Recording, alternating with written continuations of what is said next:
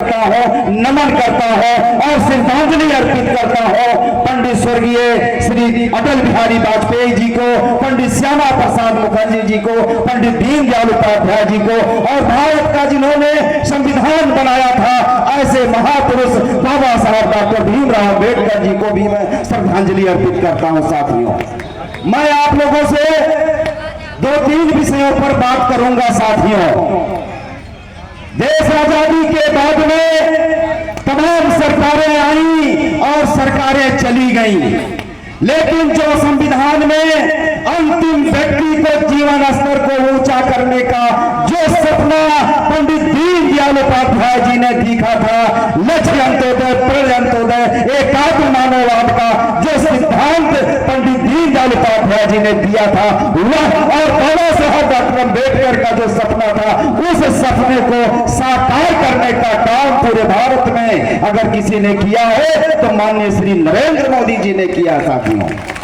उन्हीं महापुरुषों के पद पर चल करके अंतिम पायदान पर खड़े हुए व्यक्तियों के पीड़ित वंचित शोषित के आंसुओं को पोंछने का काम कर रहे हैं, ऐसे हमारे विकास पुरुष सांसद जगदम्बिका पाल जी है। साथियों, आज ये जो जनपद सिद्धार्थनगर है, राजनीतिक परिवेश में अगर आप पूरे भारत का भ्रमण करो आए हमारे बंधुओं, तो अगर आप सिद्धार्थनगर का नाम बताते हो तो यह जिला अगर जाना जाता है तो अपने लाल जगदम्बिका पाल के नाम पर जाना जाता है। साथियों, मैं पिछले साल दिल्ली एमसीडी चुनाव में था, वहां पर केंद्रीय मंत्री आए थे चौपाल करने के लिए।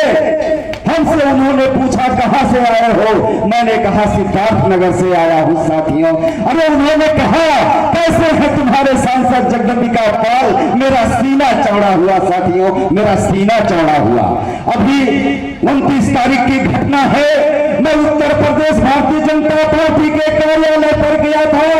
माननीय हमारे होता है। साथियों, जब हम भारतीय राजनीति में, जब हम उत्तर प्रदेश की सरजमी पर कहीं भी जाते हैं और पाल साहब का नाम लेते हैं तो पाल साहब हमारे ऐसे नेता है। साथियों, हमको इन सब चीजों पर विचार करना होगा।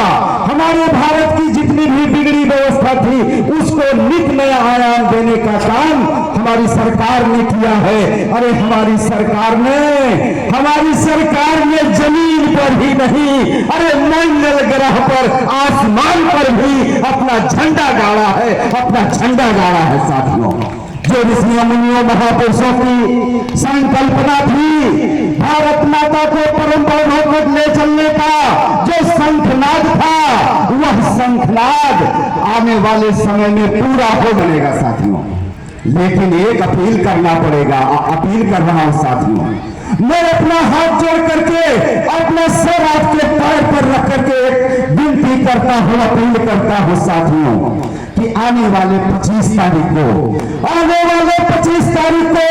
इस भारतीय जनता पार्टी की सरकार ने जिन्होंने हमको मंदिर दिया है, जिन्होंने 35 और 370 का प्रावधान खत्म किया है, ऐसे भारतीय जनता पार्टी के सरकार के कमल के फूल के निशान को आपको चुनाव जिताना है। साथियों, ये मैं आपसे अपील करता हूं।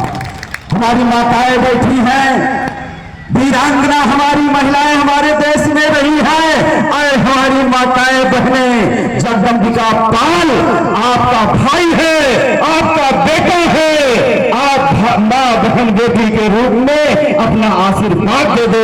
जगदम्बिका पाल के दामन को आप अपने आशीर्वाद से कमल के निशान से भर दो। माताओं, बस यही मैं अपील करूंगा। हमारे बीच में अनुसूचित समाज के लोग भी बैठे हुए हैं। साथियों, मैं आप लोगों से कहता हूं, दीक्षा भूमि उन सारे स्थलों का कायाकल्प करने का काम अगर किसी ने किया है तो भारतीय जनता पार्टी की सरकार ने किया है। और बाबा साहब के अनुयायियों, और पंचशील को मानने वाले लोगों, और तथागत बुद्ध में आस्था रखने वाले लोगों, ये भारतीय जनता पार्टी आती है। भारतीय जनता पार्टी के साथ में कंधे से कंधा मिला करके आओ, हम आपके साथ में खड़े हैं। बस अंतिम अपील करूंगा कि अपने घरों पर जाओ और 25